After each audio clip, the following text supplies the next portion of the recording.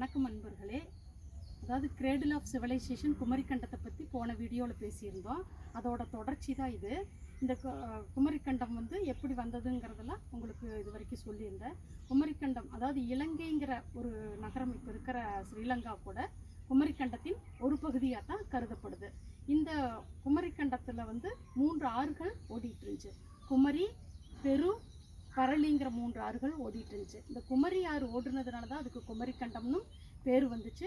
அதில் நிறைய பாண்டிய மன்னர்களால் ஆளப்பட்டதுன்னு சொல்லியிருந்தேன். இது நம்ம இந்தியன் நேஷனல் ஓசனோகிராஃபி இதை கன்ஃபார்ம் பண்ணியிருக்கிறாங்க. இதில் அதே மாதிரி தான் எப்படின்னா, அந்த இந்தியன் நேஷனல் ஓஷனோகிராஃபி என்ன ரிப்போர்ட் சொல்லியிருக்குதுன்னா, அதாவது கடல் மட்டம் 100 அடிக்கு, அதாவது நிலப்பரப்புலேருந்து கடல் மட்டம் 100 அடிக்கு கீழே தான் அந்த காலத்தில் இருந்துச்சு. ஆனால் ராமாயண காலங்களில் என்னாச்சுன்னா, அந்த நீர் வெள்ளப்பெருக்கு ராமர் பாலம் அழிஞ்சு போச்சு. அப்போவே அந்த வெள்ளப்பெருக்குனால ராமர் பாலம் அழிஞ்ச மாதிரி தான் இந்த குமரிக்கண்டமும் அந்த காலத்திலேயே, அதாவது 11,000 ஆண்டுகளுக்கு முன்பு பிசி 9000லேயே குமரிக்கண்டம் உள்ள மூழ்கிருச்சுன்னு சொல்கிறாங்க. அந்த மாதிரி மூழ்கினதை இதை நாசாவும் உறுதிப்படுத்துது. இந்த ஸ்ரீலங்கா சொன்னேன் இல்லையா, அந்த ஸ்ரீலங்கா இதோட குமரிக்கண்டத்தோட ஒரு பகுதி தான் இப்போ மிச்சம் இருக்கிறது. மித்த இருக்கிற மக்கள் குமரிக்கண்டத்தில் இருந்த தமிழர்கள், ஆதி தமிழர்கள் எல்லாம் ஒவ்வொரு பக்கமாக ஸ்ப்ரெட் ஆகிட்டாங்க, மைக்ரேட் ஆகிட்டாங்க. தன் உயிர் பிழைக்கிறதுக்காக ஒவ்வொரு பக்கம் இந்தியா பக்கம் வந்ததா, தமிழ்நாடு பக்கம், மடகாஸ்கர், இந்த மாதிரி ஒவ்வொரு பக்கமாக ஏரியா பல இடங்களுக்கும் அவங்க பிரிஞ்சு போயிட்டாங்க. இந்த மக்கள் பிரிஞ்சு போன பின்னாடி குமரிக்கண்டம் உள்ளே போயிடுச்சு. குமரிக்கண்டத்துக்கு உள்ளே போனதுனால தான் இதை யார் கண்டுபிடிச்சாங்கன்னா, ஆல்ஃப்ரட் ரசல்ங்கிற ஒரு ஆங்கில விலங்கியல் நிபுணரும் ஏர்னஸ்ட் ஹக்கல் அப்படிங்கிற ஒரு ஜெர்மன் அனாலிசிஸ்டும் தான் இதை நமக்கு ரிப்போர்ட் படி சொல்லியிருக்காங்க. இதோட காவியங்கள் எல்லாமே தொல்காப்பியத்தில் இதை பற்றின குறிப்புகள் இருக்குது.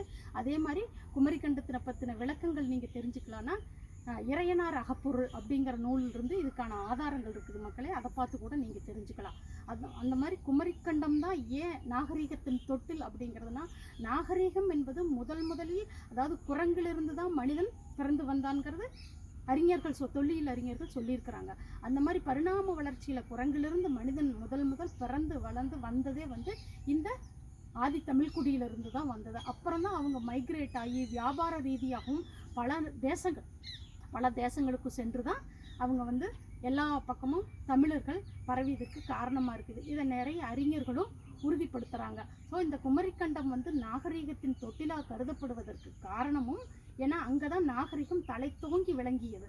அதனால தான் இது நாகரீகத்தின் தொட்டில், the cradle of civilisation Kumarikandam or Lemuria கண்டம்னு வழங்கப்படுகிறது.